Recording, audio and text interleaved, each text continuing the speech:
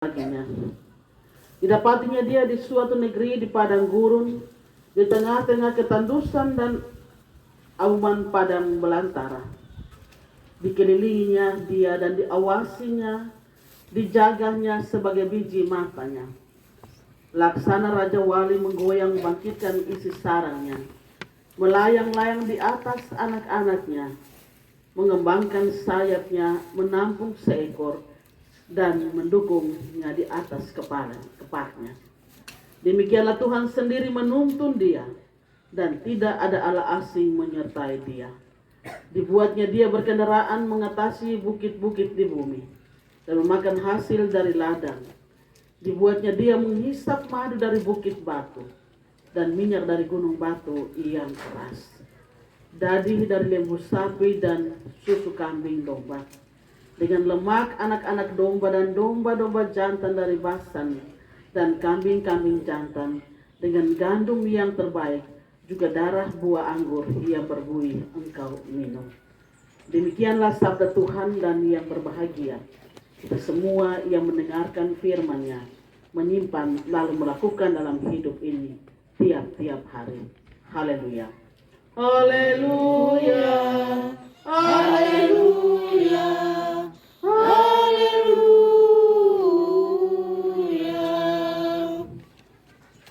Salam.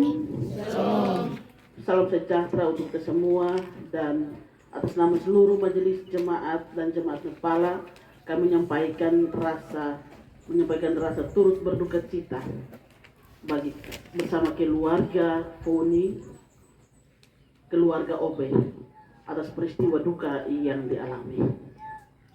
Bapak, mama, saudara-saudaraku, terutama keluarga yang dikasihi oleh Yesus Kristus. Kita semua tentu pernah merantau, entah karena sekolah, entah karena kerja, atau karena hal apapun. Sebagus atau seindah, seenaknya hidup kita di perantauan, suatu saat pasti kita rindu kembali ke rumah, kembali ke kampung halaman. Hit uim lehit kuana nam leo on me, tapi kali terbi bale atbi kota naik. Muin tena leo taham nahat aminat pai tena leo, tapi mu saat di mana kita rindu tandau hit kuan hit umi mabale, bahkan keluarga yang ada di kampung. Dan ketika kita kembali ke kampung, seperti apapun keadaan kita, pasti kita masing-masing mempersiapkan diri untuk tidak datang kosong. Orang bilang fuf ke matua, baik yang sat matua. Paling tidak ada buah, paling tidak ada roti atau apapun kita bawa sebagai buah tangan yang kita bawa sebagai cerita. Ya, kalau kita bawa uang banyak, bawa oleh-oleh banyak, itu sebenarnya secara tidak langsung cerita kepada orang tua, kepada keluarga, bahwa kami di sana, kami hidup baik. Tapi kita datang dengan oleh-oleh sedikit, dengan kondisi yang pas-pasan, kita juga adalah merupakan dambaan atau harapan setiap orang yang berada di perantauan. Kita orang Kristen adalah persekutuan yang ada dan di dunia, tapi bukan berasal dari dunia. Rumah atau kampung kita orang Kristen yang sebenarnya adalah di surga. Dunia di mana kita ada sekarang adalah tempat kita diutus dan berkarya untuk melayani. Sama seperti saya bilang kita merantau untuk sekolah tadi. Kita hanya ke sana sebentar untuk sekolah. Selesai sekolah kita pulang, kita ke sana untuk kerja. Tapi kalau modal ada, kita kembali ke kampung. Atau hidup tidak terlalu bagus di sana, lebih baik saya pulang ke kampung. Ibaratnya di dunia sebagai tempat perantauan, akan tiba saatnya kita akan kembali ke kampung. Ada rindu sebagai orang Kristen untuk kita juga pulang ke rumah Bapa. Saudara-saudaraku terkasih, jika demikian semua orang Kristen rindu kembali ke rumah Bapa, atau kita tahu suatu saat kita pasti akan kembali, tapi kenapa kita takut dan gelisah untuk kembali? Contoh, kalau kita sakit, kita berusaha untuk sembuh.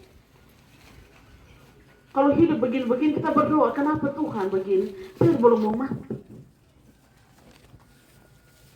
Pertanyaan bagi kita, kenapa kenapa kita pun kampung, kita pun rumah tua, tetapi kita takut untuk pulang, kita tidak mau untuk pulang. Itu juga menyebabkan kita orang Kristen banyak kali terlalu sedih dan tegang menghadapi kematian. Padahal kematian, waktu di mana kita dipanggil pulang dari tempat penggembaraan untuk kembali ke rumah Bapa. Tapi saya bilang tadi, kenapa kita takut menghadapi dengan peristiwa kematian? Kita tidak tahu apa yang akan dialami. Banyak kali kita tidak siapkan dengan baik sebagai oleh-oleh, sebagai buah tangan pulang ke Bapa sebagai orang tua kita. Banyak kali kita tidak mau pulang karena terlalu banyak sibuk dengan hal-hal lain di dunia. Karena kita belum selesai, sepupu anak belum begini, ini belum itu, dan seterusnya. Atau juga kita takut pulang karena kita takut berhadapan dengan pengadilan Allah. Dalam keadaan seperti ini, Bapak, Mama, saudara-saudaraku, banyak kali orang tidak merasakan bahwa kematian sebuah pengalaman yang menyenangkan dan membawa sukacita. Tapi justru kematian banyak kali kita lihat bahwa sebagai sesuatu yang menakutkan. Bapak, Mama, saudara-saudaraku yang terkasih di dalam Kristus Yesus. Firman Tuhan yang kita baca saat ini memberikan sesuatu pemahaman yang baru untuk kita memandang setiap peristiwa kematian. Musa sadar bahwa saat kematiannya sudah tiba. Perjalanan hidup yang panjang dan penuh ketegangan sebagai seorang pengembara akan segera berakhir. Kita lihat Ulangan 31 ayat 14 sampai dengan 16. Musa berbeda dengan kita. Musa tidak takut pada maut, dia tidak gelisah menjelang saat kematiannya. Karena memang Musa sudah siap. Beberapa waktu yang lalu saya dengar cerita Nenek Obe juga. Dalam cerita yang berbeda. Kalau saya mau lihat dari segi iman, ini juga bagian persiapan yang matang dari seorang pengembara yang beriman. Habis mandi sakit. Mama bilang, kasih mandi, memang saya sudah siap memang. Tidak takut pada maut, tidak gelisah menjelang saat kematian. Dan ini sesuatu yang sungguh indah. Bacaan kita bilang Musa menyambut dengan sukacita, untuk itu dia juga mengajak bangsa Israel melihat kematiannya sebagai peristiwa yang mendatangkan semangat hidup, bukan mendukakan. Karena itu sebelum dia mati, dia bicara kepada Israel, dia persiapkan iman dari umat Israel, diingatkan mereka supaya tidak bersedih. Mereka justru harus tetap percaya dan berharap kepada Allah bahwa Musa memang pergi. Musa akan tinggalkan mereka dan tidak mungkin bersama mereka. Tetapi Allah yang memimpin mereka, Allah yang membebaskan dan menyelamatkan mereka, Allah itu setia menemani mereka. Dan karena itu Musa mulai berbicara tentang pemeliharaan dan perlindungan Allah kepada Israel. Dia menggunakan perumpamaan atau contoh laksana Raja Wali yang menggoyang bangkitkan isi sarangnya. Allah memelihara dan melindungi umat Israel seperti induk Raja Wali menghancurkan sarang tempat anak-anaknya berdiam dengan aman. Ini sikap yang aneh, tapi Musa mau supaya mereka tahu, mereka lihat bahwa saat kematiannya akan tiba dan anak Raja Wali atau bangsa Israel harus belajar untuk terbang, belajar untuk mandiri. Mereka harus meninggalkan sarang dan menghidupinya diri sendiri, dan itu sesuatu yang sulit. Kadang-kadang anak-anak Raja Wali yang masih kecil atau bumi yang masih kecil dalam sangka menolak untuk hidup mandiri karena sudah terbiasa, semua diatur, semua dimanja. Dan kan itu pengalaman terbang pertama kali untuk anak Raja Wali sesuatu yang sangat menakutkan. Karena mereka tidak pernah mau belajar untuk mandiri, maka induk Raja Wali itu mengambil satu keputusan, inisiatif, kasih hancur itu sana. Dia berharap anak-anaknya bisa tinggalkan tempat yang aman, tidak yang senantiasa untuk selalu tidak dimanja, tapi melatih diri untuk kuat dan melawan badai dan topan dunia. Ini menyakitkan sekali bagi hati anak-anak yang ditinggalkan, anak-anak Raja Wali. Mereka harus terbang agar bisa selamat dari kelakuan induk mereka yang aneh. Tapi satu hal bahwa ketika mereka mulai terbang sendiri, induk itu tidak lepaskan mereka begitu saja, tapi dia tetap setia mengawasi mereka. Sehingga ketika anak-anak Raja Wali itu terancam jatuh, maka induk itu segera siap memberikan penyelamatan. Bapak, mama, saudara-saudaraku, keluarga yang dikasihi dalam Tuhan kita Yesus Kristus. Ini gambaran yang Musa sampaikan kepada bangsa Israel, bahwa Allah tidak akan meninggalkan bangsa Israel. Benar, Musa akan pergi dan meninggalkan mereka, tapi sebagai Allah dari surga, Allah akan mengawasi orang-orang atau umatnya, dalam hal ini Israel. Dan Allah juga selalu siap menolong mereka yang mulai tergoncang bahkan hampir jatuh. Dan ini mendukakan, menyedihkan hati orang-orang Israel. Karena selama ini mereka dimanja. Kehadiran Musa di tengah-tengah mereka membuat segala sesuatu menjadi beres. Kalau dong lapar, tidak ada makanan, ada yang disediakan. Atau haus sekalipun, air pasti tersedia. Kalau ada perang, mereka tidak perlu cemas karena Israel senantiasa mengaku bahwa Allah menuntun mereka, menyertai mereka. Dan karena itu Allah berkuasa memanggil Musa supaya Israel bisa mandiri. Kehidupan mereka tidak semata-mata bergantung pada Musa. Ini sama dengan induk Raja Wali dalam bacaan kita tadi, yang memporak-porandakan, menghancurkan tempat di mana anak-anak itu bersarang. Satu pengalaman yang mendatangkan pilu bagi Israel, tetapi ada maksud Allah supaya Israel mulai belajar terbang dan dengan sayapnya sendiri. Saat ini kita berkumpul di sini, Bapak, Mama, saudara-saudaraku, keluarga Foni, keluarga Obed, merasakan duka dan tangis serta air mata karena mama, nenek, kekasih meninggalkan mereka.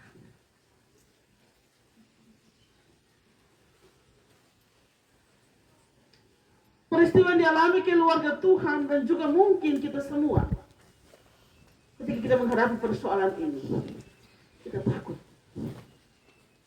Anak-anak semua mungkin selama ini merasa tenang. Kalau adik kakak baku marah, ada mama yang panggil, mari berdoa. Kalau semua baku kunjung, takut nanti mama marah. Dan bisa saja kematian mama yang selama ini memberikan kenyamanan bagi keluarga, anak-anak, cucu, dan menantu, bahkan kita semua yang pernah mengalaminya juga, seperti induk Raja Wali yang menghancurkan sarang. Mereka harus belajar untuk mandiri, tetapi bagaimana apa yang pernah dialami, dirasakan nasihat teladan orang tua, masih terus menjadi bahagian keluarga. Ini catatan penting bagi kita. Kita pernah mengalami bagaimana ketika orang tua sudah tidak ada lagi. Kalau masih ada bapak, masih ada mama, itu masih ada harapan. Adik kakak baku marah, ada yang panggil kita duduk. Tidak boleh begitu. Baku baik. Kadang-kadang karena tingkat kesibukan, karena kemajuan, karena kebutuhan, ketika orang tua tidak ada, kita ego. Siapa mau kenapa sama? Terus ada yang baku panas, mau gas koreng. Yang baku dukun dibilang gas terus, marah, setelah apa? Oh, ini siapa lagi? Kita susah sendiri, masing-masing urus sendiri. Tidak demikian. Sebagaimana anak Raja Wali yang sudah sarang mereka dihancurkan oleh induknya. Tapi ada induk tidak biarkan mereka jalan sendiri, ada yang mengawasi. Hari ini seperti tinggal beberapa menit lagi mama tidak bersama kita. Tapi ingat bahwa Allah sebagai pemilik hidup kita, sebagai Tuhan kita, terus mengawasi kita. Bagaimana rasa cinta dan kasih yang pernah diajarkan, pernah kita alami dan rasakan, apakah itu terus dipelihara ataukah tidak? Kita kuat dalam iman. Mama kembali ke rumah Bapa di surga. Kita percaya ketulusan hati cinta kasihnya membawa mama untuk ada bersama Bapa dalam satu hidup yang baru penuh sukacita. Karena mama mengakhiri keserahan hidupnya di bumi dan kini kembali ke surga. Mama telah mempersiapkan buatan atau oleh-oleh melalui sikap dan hidupnya yang berkenan.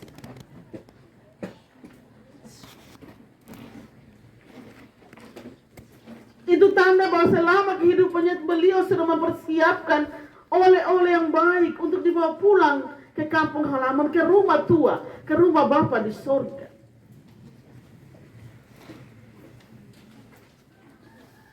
Oleh-oleh itu menyenangkan hati sang Bapa.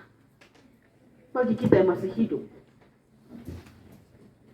yang Tuhan masih beri kesempatan, bukan hanya keluarga, tapi kita semua yang hadir dalam ibadah pemakaman ini, pertanyaan bagi kita, apakah hidup yang Tuhan kasih dengan segala peran dan tanggung jawab hidup ini sudah kita gunakan, kita pakai sebagai sebuah kesempatan mempersiapkan buat tangan atau oleh-oleh yang sejati melalui sikap hidup kita. Kita ditantang hari ini. Masing-masing kita silakan bertanya, hidup yang Tuhan kasih selama ini benar-benar saya pakai dengan baik. Saya sebuah pulang oleh-oleh yang baik untuk Tuhan. Dan Tuhan sebagai Bapa sambut dengan sukacita. Jikalau kita sadar bahwa hidup kita belum kita siapkan benahi dengan baik, sibuk untuk memenuhi tuntutan hidup kita dengan menggunakan berbagai macam cara, termasuk yang tidak halal, kita buat yang penting kepentingan diri kita. Mari kita benahi diri, buat yang baik, supaya ketika Allah panggil kita pulang ke rumah, kita tidak kembali dengan tangan hampa atau tangan kosong. Saudara-saudara yang terkasih, ini menjadi kekuatan bagi kita sama Bapa di surga. Mari kita semua belajar dari teladan mantu. Bahkan kita semua yang pernah hidup bersama dengan dia. Untuk kita tidak hanya hidup untuk diri sendiri, tapi kita juga hidup untuk Tuhan melalui sesama yang ada di dalam kita. Tidak perlu khawatir dan takut. Sama seperti itu Raja Wali yang menghancurkan sarangnya. Dia tidak tinggalkan mereka sendiri untuk belajar terbang. Allah memanggil nenek kembali, tapi Allah tidak tinggalkan keluarga. Allah sertai yang penting terus menaruh harapan kepada dia. Maka sukacita dan dalam kebersamaan yang dialami selama ini, cinta dan kasih, itu akan terus menuntun Bapak Mama, saudara-saudara. Walaupun tanpa kehadiran Tuhan memberkati kita.